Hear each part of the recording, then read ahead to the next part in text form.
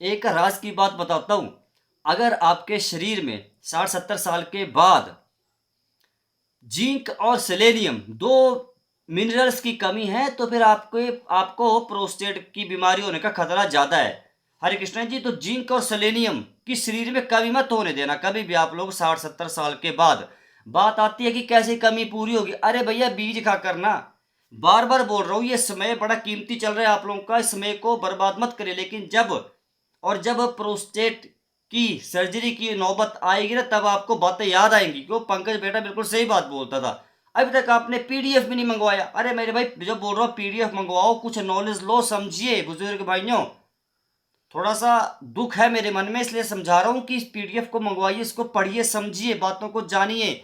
अब बात आती, पीडीएफ कैसे मिलेगा? ये व्हाट्सएप नंबर है, यहाँ पर आप मैसेज करोगे, आपको भेज दूंगा। पेमेंट होने के बाद आपको मैं पीडीएफ भेज दूंगा। बात ऐसी है कि बीज कौन से हैं? अरे बार बार बोल रहा हूँ कि आपको 3 बीज खाने हैं ना। जो पहले नंबर वाला बीज है वो सूरजमुखी का बीज है। अरे सूरजमुखी का बीज जो है, सूरजमुखी के बीज के अंदर विटामिन ई भरपूर मात्रा में है। एक बादाम के अंदर विटामिन ई ज्यादा होते हैं, एक सूरजमुखी के बीज में। लेकिन मैं बादाम खाने की सलाह नहीं दूंगा, वो महंगा काम है। 250 ग्राम बादाम भी मेरे ख्याल से अब 270-300 रुपए के आते हैं लगभग।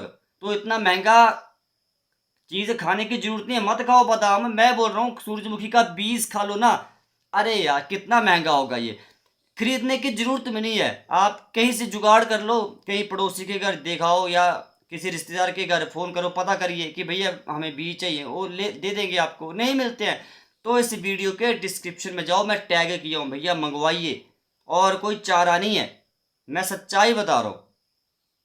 विटामिन ई भरपूर मात्रा में सूरजमुखी के बीज के अंदर है। जो विटामिन ई प्रोस्टेट के अंदर जो सेल होते हैं, जो प्रोस्टेट के अंदर कोशिकाएं होती हैं छोटी छोटी प्यारी, उनको खराब होने से बचा सकती है विटामिन ई।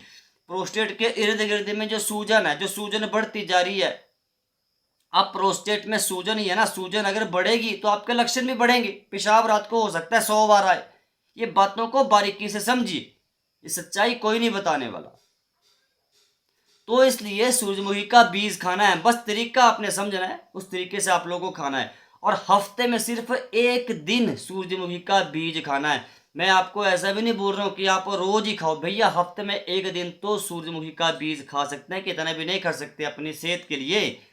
अरे 1 चम्मच सूरजमुखी का बीज लीजिए, मुंह के अंदर रखिए, कम से कम 20 सेकंड तक इसको चबाइए। अगर दांत नहीं है तो सूरजमुखी के बीज का पाउडर बना लीजिए, ठीक है। 1 चम्मच खा लीजिए, ऊपर से ठंडा पानी पी लीजिए। ये बातें मैं आपको क्यों बता रहा हूं? क्योंकि मैं आपके दर्द को समझता हूं। हाँ जी, इसलिए बात को समझिए। ये बारीक बात है, कोई नहीं बताने वाला। जो बीजों को खाकर फायदा उठा रहे हैं उनसे पूछिए। काफी लोगों को बीजों को खाकर बेनिफिट्स मिले हैं, मेरे कहने की बात नहीं, उनको फायदे मिलते हैं। हो सकता है आज ना मिले, कल मिले, लेकिन मिलते फायदे जरूर है, चाहे थोड़े ही मिले। क्योंकि हर पुरुष का शरीर अलग है, तो शरीर के हिसाब से फायदे कम ज्यादा मिल सकते हैं, लेकिन फायदे मिल सकते हैं। हाँ जी, ये तो पाउडर खाने का तरीका बता दिया। अब तरीका समझे। 1 चम्मच लिया, मुंह के अंदर रखा, 20 सेकंड तक चबाया, मुंह के अंदर जो लार है, जो सलाइवा के साथ घुल जाए, फिर निकल जाइए बस। और एक बात का बस ध्यान रखना है, जब दिन में जब मर्जी आप सूरजमुखी के बीज खा सकते हैं, सुबह चाहे दोपहर चाहे शाम को, जब मर्जी। बस सूरजमुखी को बीज, जब आप सूरजमुखी के बीज खाएंगे तो उसके बाद 2 घंटे तक आपने कोई चीज खानी पीनी नहीं है, पानी भी नहीं पीना, ताकि आपका शरीर 2 घंटे के अंदर विटामिन ई को एब्जॉर्ब कर सके, फाइबर को एब्जॉर्ब कर सके। इसके अंदर फाइबर भी ज़्यादा है, जिस वजह से आपको कब्ज नहीं होती। फिर समझ गए मेरे कहने का मतलब? तो प्रोस्टेट के मरीज के लिए एक सूरजमुखी का बीज किसी वरदान से कम नहीं है, तरीके से इस्तेमाल करिए। हफ्ते में सिर्फ 1 दिन खाना है। दूसरा जो बीज आपको मैं बताया था, वो मैं आपको बताया था तिल। चाहे आप सफ़ेद तिल खा लीजिए, चाहे आप काले तिल खा लीजिए, लेकिन एटलीस्ट तिल खाइए। कौन सा हमारे देश में यार, कौन सा हमारे देश में ऐसा घर है जहां पर तिल नहीं होते? बताइए, हमें बताइए। तिल के लड्डू बनाकर खा, हमारे बुजुर्गों ने तिल को खाने के क्या क्या तरीके बताए थे। लड्डू बनाकर, सर्दियों में इसके लड्डू बनाकर खाए जाते हैं, काले तिल के, सफेद तिल के। तिल के अंदर मैं बोल रहा हूं जिंक होता है, जिंक प्रोस्टेट की खुराक है। जैसे हम इंसानों की खुराक क्या है, साग सब्जियां भोजन, वैसे ही जिंक, वैसे ही आपके शरीर में जो प्रोस्टेट ग्लैंड है, जो पौरुष ग्रंथि, उसका भोजन है, उसकी खुराक है जिंक। हाँ जी, जिंक जितना ज्यादा शरीर में जाएगा तो प्रोस्टेट स्वस्थ रह सकता है सालों साल तक भैया। हाँ जी, 100 जन्म तक प्रोस्टेट खराब नहीं हो सकता अगर जिंक शरीर में भरपूर मात्रा में है तो। अच्छा, ये बात आपने समझ ली जिंक क्यों जरूरी है।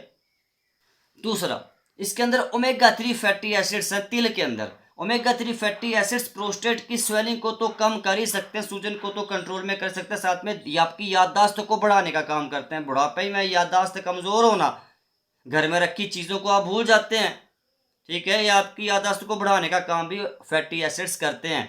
अगर आपके 60-70 साल के बाद उम्र बढ़ने के साथ अगर आपका कोलेस्ट्रॉल का लेवल बढ़ रहा है, एलडीएल बढ़ रहा है, ट्राइग्लिसराइड्स बहुत ज़्यादा बढ़ चुके हैं, तो आपके लिए ये एक वरदान से कम नहीं है भैया। तिल खाओ, हाँ जी, चाहे सफ़ेद चाहे काले, दोनों इक्वली बेनिफिशियल हैं, ठीक है, दोनों ज़बरदस्त है। ऐसा नहीं सोचना मन में कंफ्यूज आप हो जाना कि हम काले खाएं कि सफ़ेद खाएं, नहीं, कोई भी खा लो।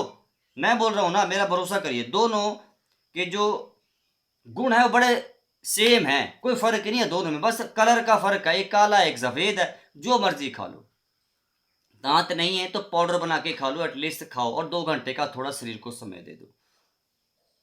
अब जो लास्ट वाला बीज है, जो सारे बीजों का राजा है, जो किंग ऑफ ऑल सीड्स, हाँ जी, वो कोई और नहीं है, हाँ जी, वो कोई और नहीं है, वो कद्दू का बीज है। कद्दू का बीज चाहे आप सालों साल खा लो, चाहे मैं बोल रहा हूँ 2 साल खा लो, चाहे 3 साल आप खा लीजिए, लेकिन अगर आपने सही तरीके से नहीं खाए तो फिर बेकार है। आप चाहे पूरी उम्र भर कद्दू के बीज खाओ, आपको चवन्नी भर का फर्क नहीं दिख सकता, कोई असर नहीं दिखेगा आप लोगों को, सीधी सी बात है। कद्दू के बीज में सारे संसार में, पूरे संसार में जिस भी चीज में जिंक ज्यादा है वो कद्दू का बीज है, तो कद्दू का बीज खाओ। Pumpkin seeds are the richest source of zinc. बता चुका वीडियो की शुरुआत में, अगर 60-70 साल के बाद जिंक की कमी शरीर में हुई तो प्रोस्टेट का रिस्क बढ़ गया समझो, इसलिए कद्दू के बीज खाइए। अच्छा, कद्दू के बीज के अंदर मैंने बता दिया जिंक भरपूर है। जिंक क्या काम करता है, काफी वीडियोस में बता चुका हूँ, इस वीडियो में बताऊंगी जिंक आपके प्रोस्टेट की खुराक है। अगर प्रोस्टेट को सही खुराक नहीं मिलेगी तो प्रोस्टेट कमजोर होता है, प्रोस्टेट कमजोर हुआ तो समझ जाओ बीपीएच का रिस्क बढ़ गया। सारा माजरा भैया यही है, ये समझना पड़ेगा। ये राज की बात आपको कोई नहीं बताएगा। आपने आज तक काफी वीडियोस देखी, कभी आपको किसी ने बताया कि भैया अगर जिंक की कमी और सेलेनियम की कमी शरीर में है तो प्रोस्टेट का खतरा भी ज्यादा होता है 60-70 साल के बाद। तो भैया कद्दू के बीज से बढ़िया ऑप्शन, सस्ता तरीका आपको नहीं मिलने वाला। आप जिंक के सप्लीमेंट खाते हो वो अलग बात, खाते रहो, वो मेरा मतलब नहीं, वो आपकी जिंदगी, आप खाओ चाहे ना खाओ, आप जानो। मेरा काम है आपको नेचुरल तरीके बताना, तो कद्दू के बीज से बढ़िया नेचुरल सप्लीमेंट नहीं आपको नहीं मिलने वाला भैया।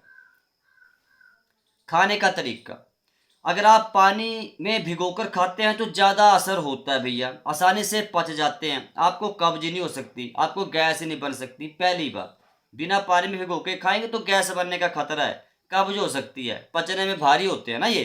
तो रात को 20-25 ग्राम कद्दू के बीज लीजिए, पानी में भिगो के रख दीजिए, सुबह उठे, पेट साफ किया, पेट साफ कर लिया, उसके बाद कद्दू के बीज लीजिए। जैसे 20 ग्राम जो कद्दू के बीज हैं, 5-5 ग्राम खाने हैं, यानी 4 बार में आप लोगों को खत्म करना है कद्दू के बीज को खाकर। ये 5 ग्राम बीज लिए, मुंह के अंदर रखे, 15-20 सेकंड चबाए फिर निकल जाए, फिर 5 ग्राम लिए फिर रखा, फिर 5 ग्राम लिए फिर चबाए फिर निकल गए, फिर 5 ग्राम लिए चबाइए, 15-20 फिर निकल जाए, यानी कि एक बार में ही ऐसे 20 ग्राम कद्दू के बीज इकट्ठे उठा के खा नहीं लेने, समझ जाइए। 5-5 ग्राम करके मुंह के अंदर रखे, चबा चबा कर खाने फिर निकलना, ये तरीका है। खाएगा भी इस तरीके से, सच बताना, और पानी में भिगो के ही खाना। पहली बात तो इसकी तासीर थोड़ी चेंज हो जाती है, ठंडी तासीर की हो जाता है। दूसरा, पचने में फिर ये अच्छे हो जाते हैं, ये बात समझ आइए, पचने में हल्के हो जाते हैं। तो कद्दू के बीज खाइए, लेकिन कद्दू के बीज आपको पूरी उम्र खाने हैं। बेशक कद्दू के बीज आप रोज खाओ, और साथ में अगर आप लोग परहेज नहीं करेंगे तो पूरा सत्यानाश हो जाएगा भैया। मेरी बात में सच्चाई बताओ, तभी बोल रहा हूँ पीडीएफ को खरीदो, उसमें पूरे परहेज बताया हूँ। बड़ी कीमती जानकारी है। नहीं खरीदना है तो मत खरीदिए। आपकी ज़िंदगी, अगर आपको अपनी ज़िंदगी की खुद वैल्यू नहीं है तो मैं कौन होता हूँ समझाने वाला। तो आप मेरे कहने से भी नहीं समझेंगे मेरे भाई। तो इतना बोलना चाहता हूँ, कद्दू के बीज को खाइए, तरीके से खाइए और साथ में परहेज कर लीजिए। दूध से बनी चीज़ें नहीं खानी और लाल मांस, खासकर दो चीज़ों का सख्त परहेज है। ये बात समझ है। दूध के अंदर और लाल मांस के अंदर सैचुरेटेड फैट होता है जो प्रोस्टेट कैंसर के रिस्क को बढ़ा सकता है। ये बात समझ जाइए। कोई नहीं बताएगा आप इतने बारीकी से, मैं बता रहा हूँ। मुझे आपकी दर्द है, मैं आपकी केयर करता हूँ। जब व्हाट्सएप के ऊपर आप मैसेज करते हैं, मैं देखता हूँ कितने परेशान, कितने तंग हैं आप लोग। हर कोई आपसे बातें छिपाता है, मैं आपको खुल के बताता हूँ चीज़ों का परहेज करिए। सिंपल घर का बना खाना खाओ, दाल रोटी चावल सिंपल। और प्रोस्टेट के लिए एक चीज़ बता दूँ आपको, कचनार की छाल